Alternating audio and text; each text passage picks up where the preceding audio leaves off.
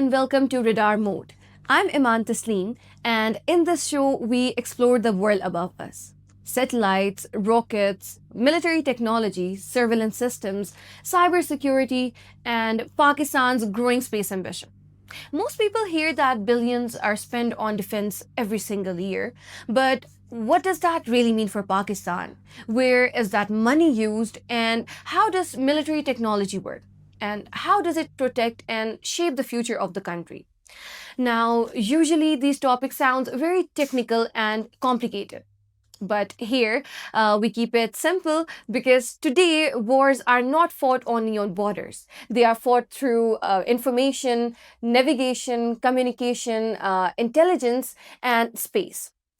So, to help us understand all this, we are joined by the geopolitical and defense analyst Qasim Awais, who will break down complex ideas into simple conversation that every Pakistani can follow. So, how important are satellites in modern warfare?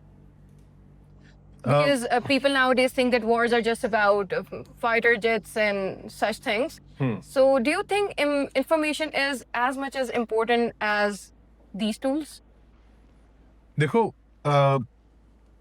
when the Second World War was happening, it was a very kinetic war. When I say kinetic, it means that the war was not happening everywhere. There were battle fronts, and there were spaces where the battle was not happening. There was a battlefront, right? Okay. Where the two forces would collide in the air, in the land, in the sea. I see your forces, you see my forces. You send a projectile or anything that goes and kinetically hits your forces and causes some destruction. And the same thing is happening on both sides, Back right? and forth, okay. In the 21st century, or the 21st century warfare is no longer kinetic or purely kinetic. We call this the informatized warfare. So everything becomes a part of a network. And in network, and which we call network-centric warfare, which was the big tagline of the May 2025 conflict that happened, the successes that Okay. Pakistan saw, All right. it was based in this network centricity. That's the whole interesting. For me, the more awareness I have of the battle space, the more control I have of the information which is flowing within the battle space, the more control I have over the battle itself. Make sense? Okay. So my satellite, now, pehle the war domains used to be three. There was land, air, and sea. Very simple. There was a navy, there was an army, there was an air force. Now intelligence is also involved. Now there's three new war domains which have now become standardized in the international warfare. The first is space. Space is satellites. Space is your Earth observation satellites, your imaging satellites, your communication satellites, even satellites which shoot down other satellites. Okay. This is like new stuff. Then there is your electromagnetic spectrum. This is all the waves which are out there. This includes radar waves. This includes communication waves, even light waves in some cases. So all the communication happens in this electromagnetic spectrum. When we talk about why the Abhinandan's aircraft, when Commander Abhinandan's aircraft crashed, it was because of using ECM to PEF's advantage. They jammed that communication. Jamming happens in the electromagnetic spectrum. Sorry to cut you, but what's ESM? EMS, electromagnetic EMS, spectrum. okay. This is all the waves that exist in one form or the other in the universe. The visible light is part of that spectrum. Cosmic waves are part of that spectrum. The spectrum, if you see, it's just a line with different frequencies and wavelengths. Okay. So if I have to communicate with you using radio signals, I'll be using a part of that electromagnetic spectrum, right? Yeah. But if I'm talking to you, if I'm using a particular frequency, you know how people use wireless, they set on a frequency and then they send a signal on that frequency, right? So we have a communication. We say that I will transmit to you at 2 p.m. in the afternoon at 156.667 megahertz, for example, right? If our editor does not want us to communicate, what if he uses the 15677 megahertz pe? He starts broadcasting Dil Pakistan. Okay? Okay. So that song is playing on repeat. So if we want to use the same frequency, we cannot communicate, right? Okay. So what he has done is he essentially jammed our frequency. All right. Same thing happened with Wing Commander Abhinandan when he was flying in. He was on a mission, but the ECM countermeasures depart, the blinders squadron of the Pakistan Air Force, they were able to jam its communication link in the same way that we just discussed. So he could not communicate with his base. And thus the confusion ensued, and then there was the shootout, and then there was the capture and the release. So this is the second domain. The third domain is something that all of us will be really aware of is cyber. Cyber is anything that is connected to the internet. Now imagine what all is connected to the internet. Your railway stations, your tax system, your airlines, your all your IT services, all your web services, Food Panda. Imagine if someone wants to start to hack into these services. Okay. Imagine your Uber is not working, your InDrive is not working, your Food Panda is not working, and this was quite adeptly displayed when the Srinagar airport shut down, when the electrical grids during the May 25 conflict started failing.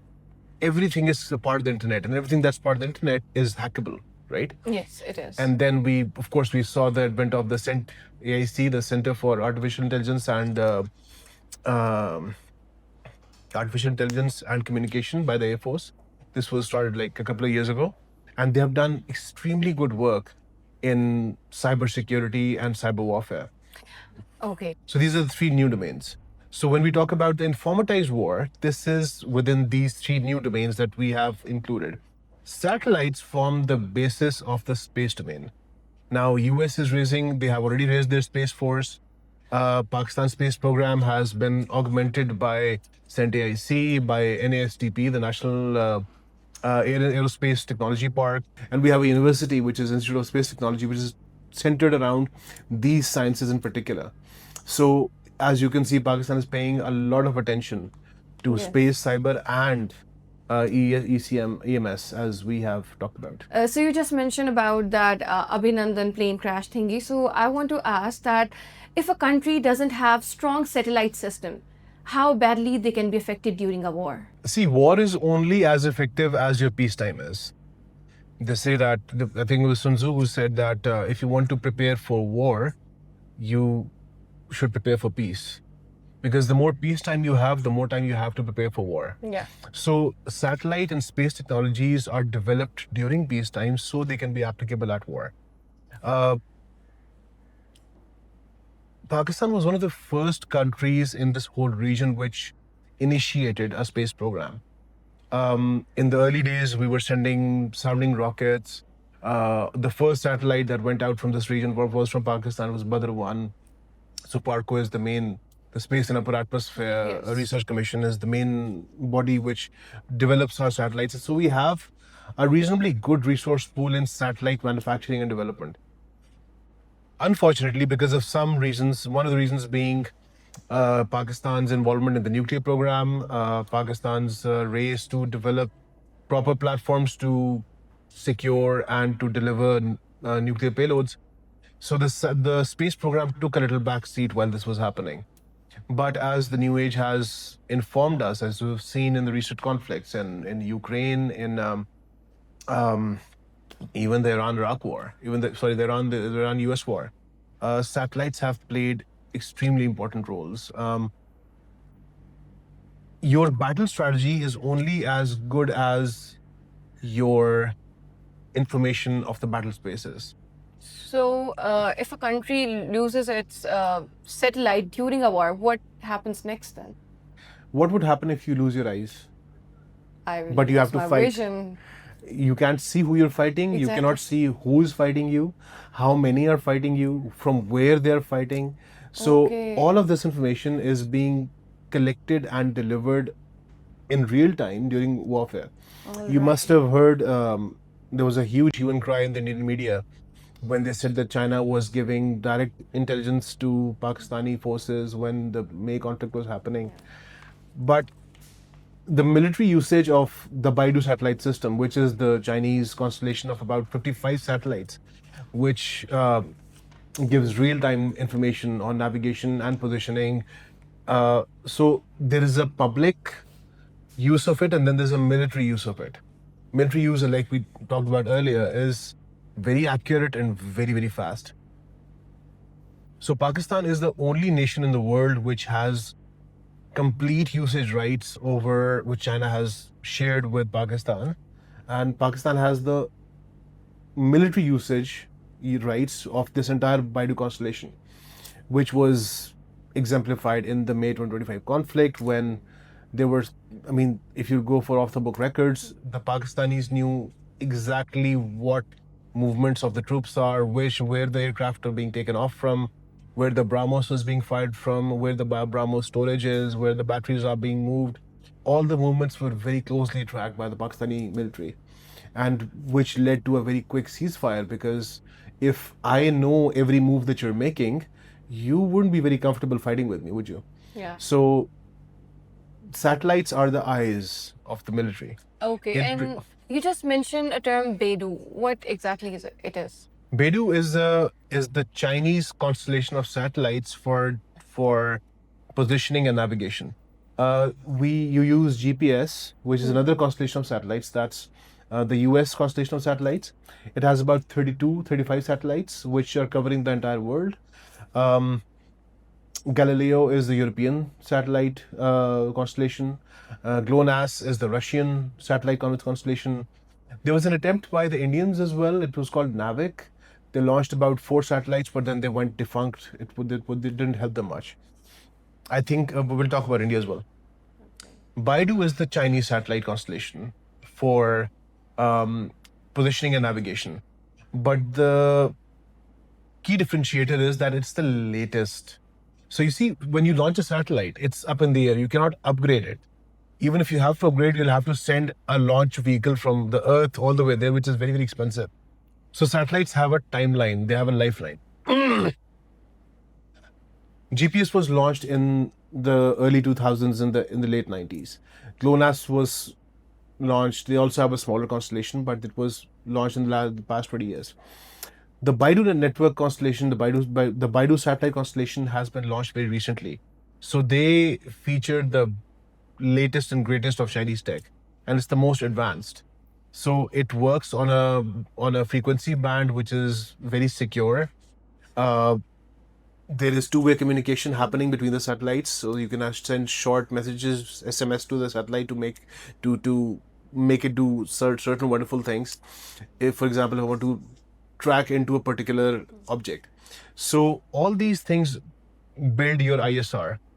ISR is intelligence, reconnaissance, and surveillance. Okay. Intelligence is gathering as much information about the battle space that you can.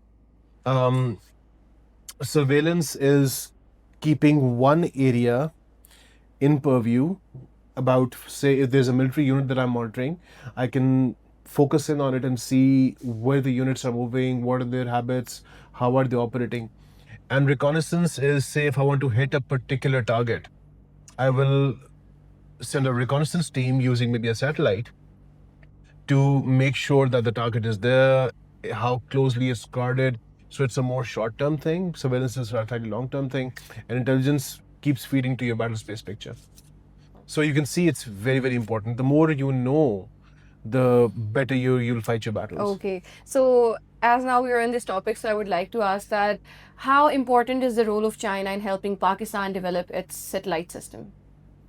So see, one thing that Pakistan, like I told you, so Parco has been building satellites since the 80s, and it was one of the first South Asian nations which launched their satellites. What Pakistan did not focus in is on a launch vehicle. A launch vehicle is the rocket that you see making a lot of fire and then launching into space. Then it will take the satellite or a group of satellites or multiple satellites to the space, and then it will launch them and position them accordingly so that they can start working like they should.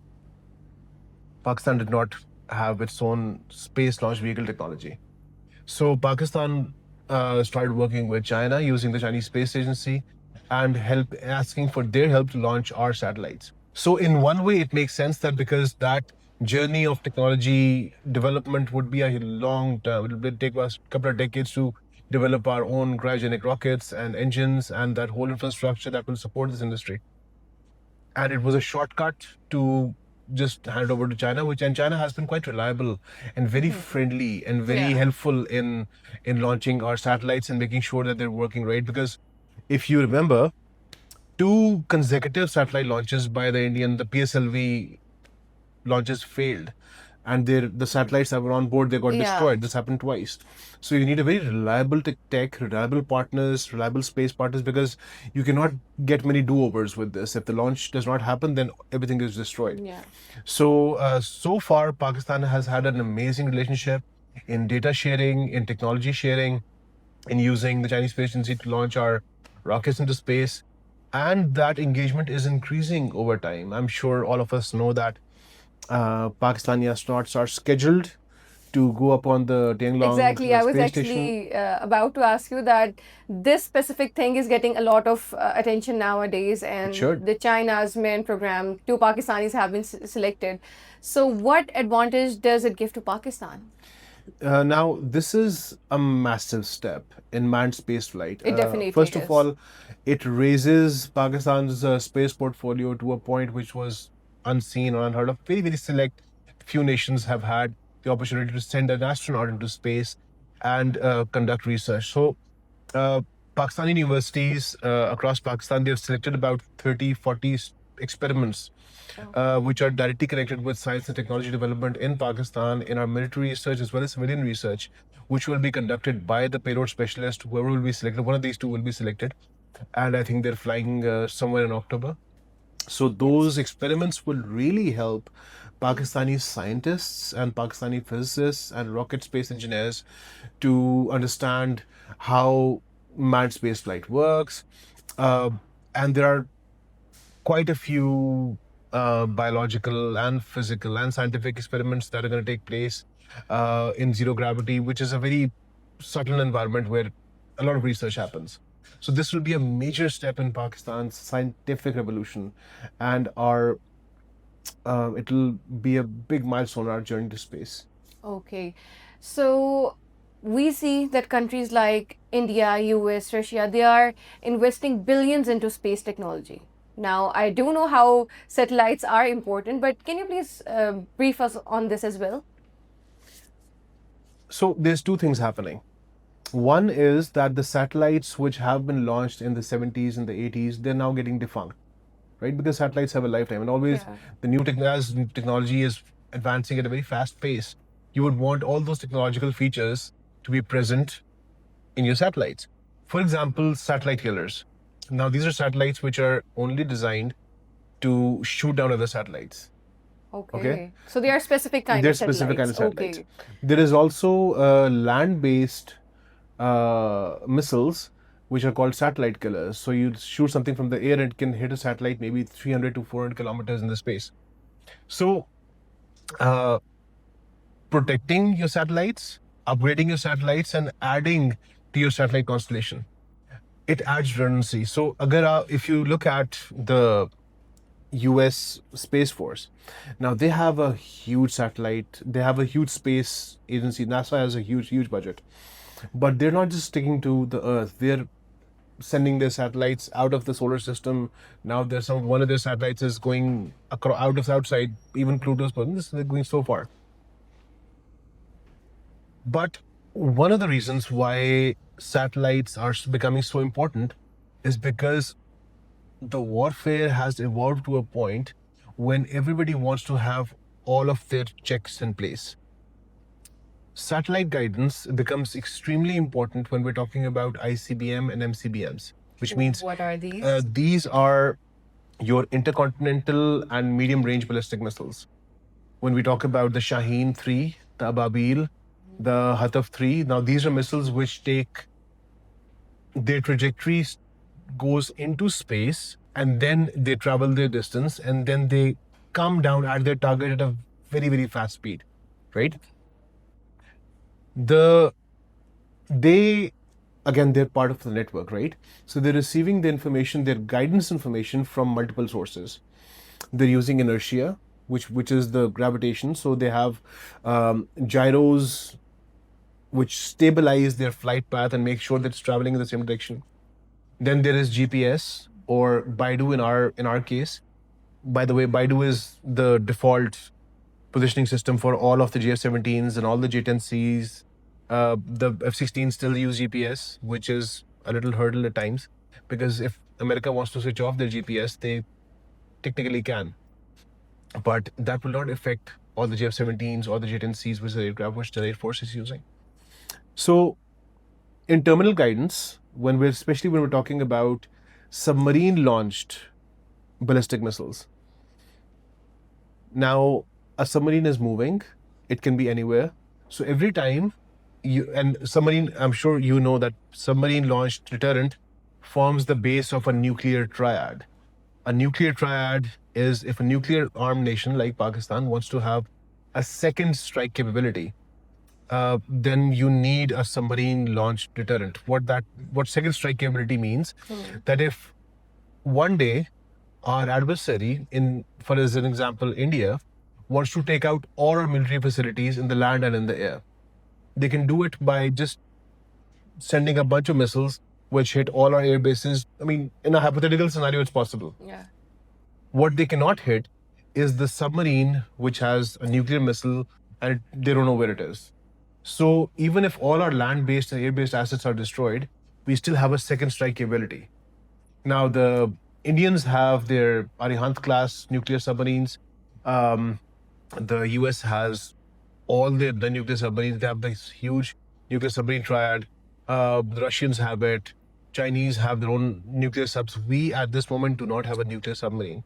What we do have is the Hangor class, which just got inducted. Yeah. And that is not a nuclear sub, it's a conventional sub, but it is built in with this new technology called air independent propulsion, which elongates the time it can spend under sea.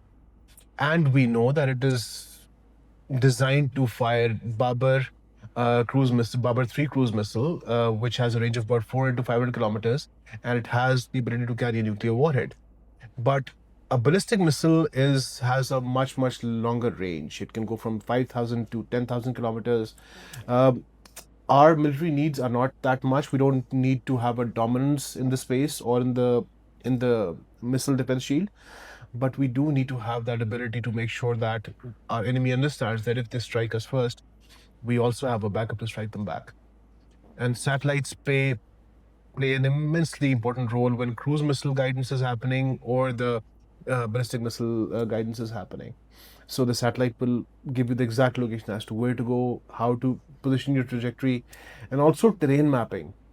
Because cruise missiles, they like ballistic missiles, their trajectory happens, they go up into the space, then they enter the upper atmosphere, then they travel, and then they come down at their target. The cruise missile does not work like that. Cruise missile moves low and slow, which means it will go very low. It's going low because it wants to evade the radar. If it goes too high, then the radar will show it. So it follows the terrain. Okay. If the terrain is mountainous, it will go very close to where the terrain is going. And for that mapping, satellites are important. Satellites are required to map those terrains. So if I want to plot a map of where my cruise missile is going to go, I'm going to need a terrain map so that my cruise missile can fly really low and slow. And same is the case with if I want to send my Air Force fighters to complete a mission. Even them to avoid radar, if they want to fly low and slow, they'll need terrain mapping. And satellites are what give you that terrain mapping. All right. So we see that Pakistan has recently launched Fateh 5, I guess. And we are also seeing that India is also expanding its military system and investing in space technology. So is there some kind of space race going on in South Asia? We have to understand that Pakistan and India are in two very different quadrants. Our needs of what we want from space are far different than what India wants to do. India has been deploying a lot of imaging and spy satellites in the air. Parliament just approved this $3 billion project. It was called the SBS-3, in which they had, I think, about 30, 40 odd satellites in the space to cover this entire region. The project was fast-tracked from 4 years to 12 to 18 months. But unfortunately, it has followed the same path as the Advanced Combat Air, the AMCA program, or even the Tejas program. There's a lot of red tapeism in India. So this project is still under conceptual phase. It has not passed beyond the design phase. In Pakistan, things happen much, much faster because of the civilian military relationship that we have, and the decisions that the military can take for itself. Um, New technologies are incorporated and implemented on a much, much faster pace. So, as far as Pakistan is concerned, we just completed our Earth observation satellite constellation, which is 4 satellites, which is covering the entire region of Pakistan, and it's dual use, which means it'll be using civilian. It'll be for civilian uses like agriculture, flood management, water management, irrigation patterns, disaster management, um, population management, crop management. This is a huge list. And also, Pakistan launched its first HS1, which is a hyperspectral radar. It's a hyperspectral satellite. What's that? So this is very interesting. So a normal camera will just show you what's happening, right? But a hyperspectral satellite will not just show you what things look like, but also what they are. So what it's doing is it's sending spectral beams down at Earth, and every material, every element reflects a different frequency back to the satellite. So it can show you where, if there's a piece of plastic, it will know it will show this is plastic. It will not just give you just the image, it will tell you what material is. So when we're talking about, say, looking for minerals, looking for oil, looking for different kind, what's the temperature differentials at different spaces, what kind of materials are present. It is a very advanced satellite, and this gives us a lot more information for civilian use. But the same satellites Pakistan is also using for military usage. So the lower resolutions may be for the civilian usage, but the same satellite can give you very high resolution images to cover this entire subcontinent region. So I wouldn't say a race per se, because race would mean that there's the resources are almost at the same space. The resources are complementary, but they're not. India has far deeper pockets. It has invested a lot in its space program.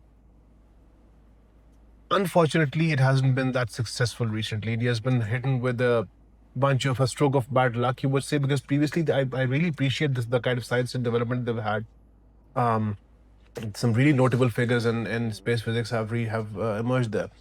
But recently, the red tape and the distance between the civil and military leadership there, the civilians decide when the military will get what and when. In Pakistan is not the same. It's not exactly the same. So a lot of their military networks, especially satellite networks, are defunct or failing because of this delay and lag in converting a conceptual design into actual product. The same has happened with Tejas. The same is why their squadron strength has reduced to now 20, 21 squadrons, when the sanction strength is, in actual terms, it should be 65. But then they revised their figures to 45 at some point. But that is half their squadron strength to cover this entire region. Same is happening with their AMCA program, their 5th-generation stealth fighter program, and the Tejas program. So this is a pattern that we see happening over and over. That is why the AMCA program was taken from Hindustan Aeronautics to private players. And these are So some we can advanced say there's a programs. constant bad luck going on in In India's at least in recent times, we in have recent seen, times. yeah, Okay. we've seen their So, PSLVs failing and so on. Yeah. So can you tell me if building a strong satellite system, is it more about money, technology, or strategy? When you say money, are you talking about making money or spending money? Spending money. Okay. And making money too, I guess. Satellites by themselves are not crazy expensive. Expensive, yes. For example, the kind of satellites that we send out, which are about, Estimate. okay, I would say for between 100 to 500 crores, you can have a really good satellite. Okay. again, this depends on what's the payload it's carrying, what's the function it's performing, but it's not crazy expensive. Okay, But it varies among the types of of course, it satellites, right? does. Yes, the biggest satellites are like 4 tons, 5 tons. They would be, of course, extremely expensive because Crazy. they're doing all these different functions. Um, the good thing is that Pakistan has the level of engineering, level of understanding of education and technology understanding that we can develop our own satellites. Not many nations of the world can. So that's a very good positive. Um, However, launching a satellite does get expensive. So we're very lucky to have a partner like China who can deliver these services to us Yeah. without it getting crazy out of proportion. Um, Extremely important to strategy. Now we're talking military strategy as well as civilian strategy. So if I have information, past year's information, what time it rains, what time there's clouds, what time am I sowing my crops, what time am I reaping them, what time floods are coming in, what time a landslide is happening, where the deforestation is happening, where do I need to plant more trees, where are my population centers, how's my infrastructure, communication infrastructure or road network, how is it spacing out.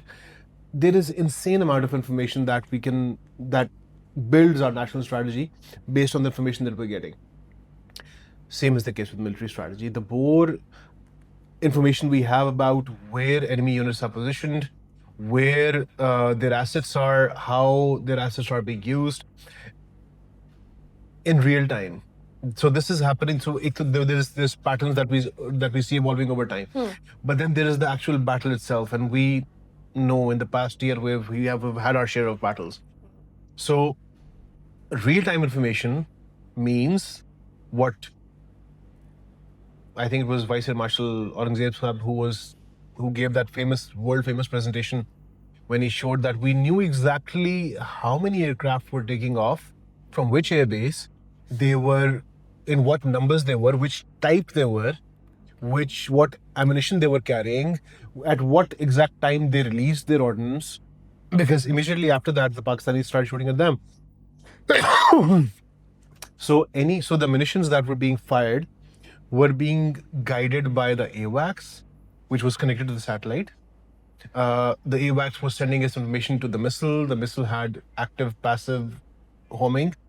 And if that whole network of information would not exist, then these operations would just not happen. Then we would be blind to whatever is happening. So satellites give you that constant 24/7 surveillance and monitoring that you need in such a high intensity region as we live in. So strategy, और तीसरा क्या कहा था आपने? What was the third? Technology. Technology. Dude, technology, space tech, communication tech, this is the 21st century. This is the next word. So the more you have, the more information you have, the faster you have it, and how quickly you can make use. AI plays a huge role in how Yeah, so satellites I was work. about to ask that how AI is playing its role in this whole scenario. AI is extremely important. So AI works, I'll give you a few examples. Okay. The resolution we get from the satellite, it is given to the AI. The AI has the ability to enhance it in so much more terms. For example, if I have a visibility of 30 centimeters, using augmented AI, which can clarify the image, make it more clearer, increase the resolution, so I can have a much clearer picture of the battlefield using AI. So how much is the accuracy in that case? When it comes to military installations, we do not have any exact figures because it's very secretive. Because we also can't rely, 100% on that. In what terms? If we are using AI for that, for the accuracy thing, for looking at the augmented resolution you're talking about. So AI would be, in military, the AI is performing very specific functions, but it does that very well. And it's not this, if we're using, for example, Claude, you must have used. So Claude Gov is a separate system altogether. It's not connected with Claude. Claude Gov is what the US uses for its targeting and so on. And same is the case with other networks like DeepSeek or other systems. So they would perform their job. That AI performance is very, very important. Another way we're using AI is to fluctuate the frequencies of the signals that we're using. AI is integrated into this network centric warfare in so many ways that we can spend an entire episode only on this. But just to give you an example, if I'm communicating with you, I'm using a particular frequency. Remember, we talked about this earlier. So AI would keep changing the frequencies so that nobody can have an understanding of what frequency we're using, because we're switching that so frequently. Constantly, yeah. Constantly. We're hopping, it's called frequency hopping. So there'll be an equipment that I'll be using, which is, by the way, on every J-17 and J-10Cs and all these aircraft of our Air Force. It's called a software-defined radio. The software-defined radio is a very modern piece of equipment which has a whole bunch of frequencies, and it is very good using AI to break these frequencies down into very tiny segments. And it keeps hopping the signal between one frequency to the other. If I don't know which frequency you're using, I cannot jam it, right? Right. So the same communication is happening between me and you. The same communication is happening between me and the missile that I'm firing. So the missile is not jammable either, because it's using the same communication link with me over a software-defined radio.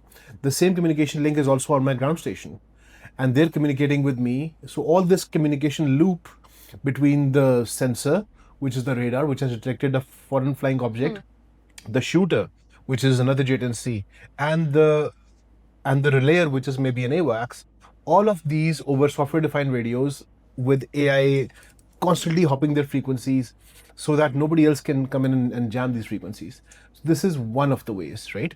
Then when it comes to target detection, I have this huge battle space. Like I have this big image. They come in like very, very high resolutions, like 16, 32 gigapixel images. How do I find my target on it?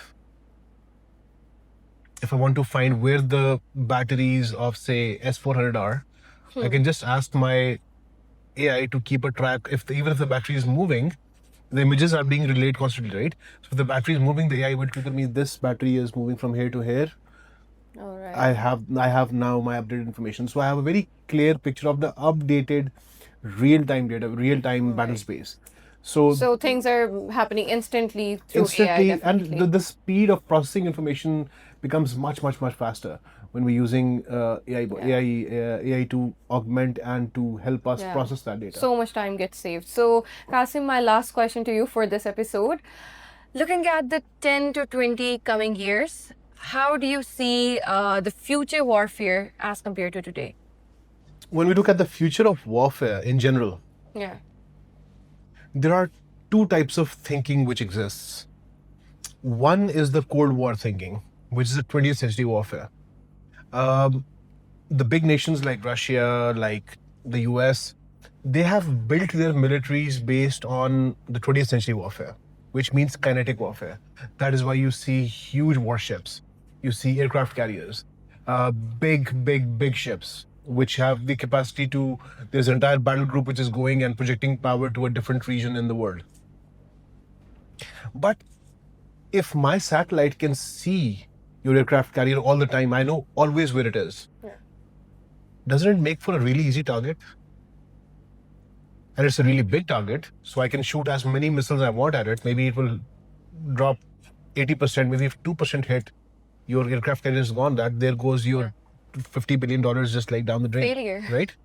So as the warfare gets more and more informatized, as the role of information and real-time information becomes more and more, you will find that more of the battle is going to happen in non-kinetic means. If you look at the US-Iran war as it's happening,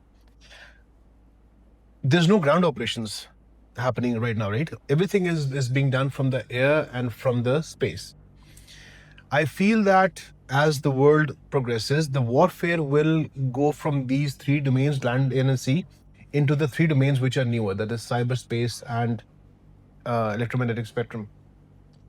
So do not expect, if the next war does not start with a bullet being fired or a missile being fired, You can think of it as maybe your GPS not working, or Okay. your web service is not working, or your food panda not working, or this is cyber. Then your geopositioning is not working. All the trucks which are supposed to going to be going to Lahore, maybe their GPS gets spoofed and they go to Karachi instead. उनको तो चलो सड़क नजर आ रही है. What about the tankers, all the container ships, all the crude oil ships? They're heading completely as the GPS is telling them, right? That's how they're navigating. What happens if that gets switched off, or just wrong information is put into those submissions?